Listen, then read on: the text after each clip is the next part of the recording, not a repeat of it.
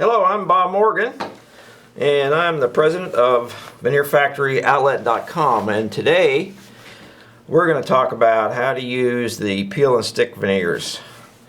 We have a peel and stick adhesive that's an optional adhesive that you can purchase along with your veneer, and of course it comes already bonded to the veneer. If you do that, you don't have to worry about that. We do that for you.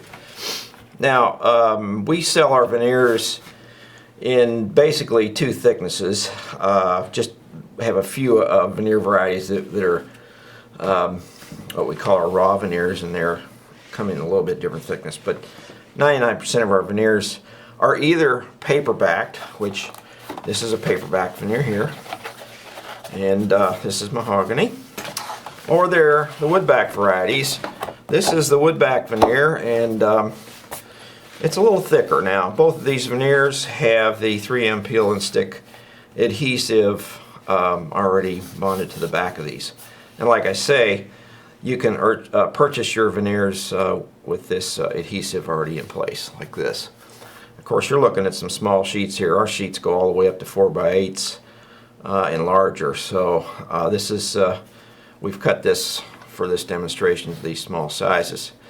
So today I'm going to show you how to bond this paper-backed veneer here to a wooden substrate.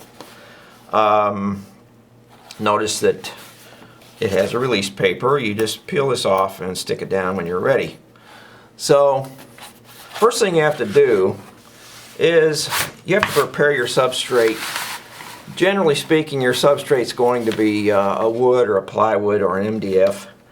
The peel and stick adhesive will stick to a lot of other substances, maybe even a plastic laminate or maybe a metal. In those cases, if the surface is nice and smooth, then you're ready to stick it down right away. In the case of a wooden substrate or an MDF, a medium density fiberboard, or a plywood, you're going to want to have your surface prepared with a couple of coats of varnish or maybe a couple of coats of paint.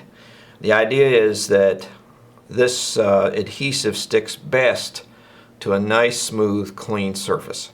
So if it's a wooden surface or an MDF or a particle board or plywood, the surface itself needs to be smoothed out, and you can do that with paint or varnish. So what you do is just put a coat of varnish on there, and you can use a brush for this. I just use a cheap brush because you're not trying to make anything that's going to be presented to the King of England or anything like that. You're just trying to get this thing smooth here today. And of course, what you do, you put this on, and you be a little careful. Make your brush marks nice and smooth if you can, because when you're all done, you want it smooth. This is the first coat that we're putting on here. Just get it on there, and you're done. Let it dry. Could be a paint. In this case, it's varnish. Really, I'm using shellac today because it dries so fast. So you let that dry probably overnight if it's a varnish, or maybe if it's paint. You can use a water-based paint for this. You can use an oil-based paint, anything you want. Now then, you come back the next day, and here is your wooden item that you've varnished. This one here appears to be pretty smooth, but maybe you'd have decided that there's some of the grains raised up, or there's some carbuncles on there or whatever. You can just sand that. In this case, I'm going to sand it by hand. And you could sand it just as easily with an electric palm sander. And when you're done with that, you might want to wipe off that residue that's on there, and you're ready for your next coat. So you put your next coat on. Like I say, it can be a paint, it can be a varnish. In this case, it's shellac. Put this on here. Get it on there good and uniform everywhere. Okay, so we're done with that. Okay, so the next thing you do is you wait again, you know, for it to cure up, which might be overnight.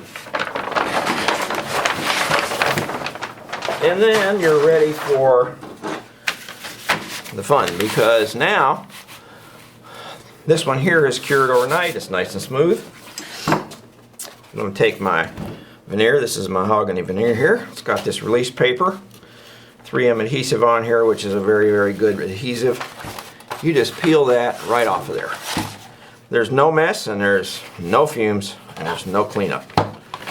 So it's a really good way of doing things. Now I'd like to show you that I have purposely, ahead of time, I have cut this veneer larger on all sides than the substrate itself, substrate being wood. Now in this case, I'm going to put this veneer, it's trying to stick to my fingers and everything else, I'm going to put this veneer upside down. This is the side that I've varnished, really shellacked it, and I'm just going to put this on here so that it's kind of straight. Put it down like so. Now you don't have to do it upside down, you can do it right side up, but in my case I just thought that doing it upside down helped me get it on there a little bit better. Now this is pretty sticky. What you do, you turn it back over, you take a wallpaper seam roller. This is an item you can find at any home center or a hardware store, and you apply pressure. You apply pressure everywhere on the surface. I'm sitting down today. It's better if you stand up and you bear down it real nice. Give it good pressure everywhere. Now this pressure helps to bond the veneer down to the substrate, and it'll stick right away. But actually, it even continues to stick for the next 24 hours. The adhesive cures up and even sticks better and better. And actually it continues to get a better bond with even the next 7 or 8, 10 days. So now, the nice thing is, when you are done with your pressure, get a piece of wood and lay your item on top of the wood, upside down. Take a razor knife and go right around it. And this veneer cuts real nicely with a razor blade or even a scissors. And this is a paperback veneer that we're using here right now.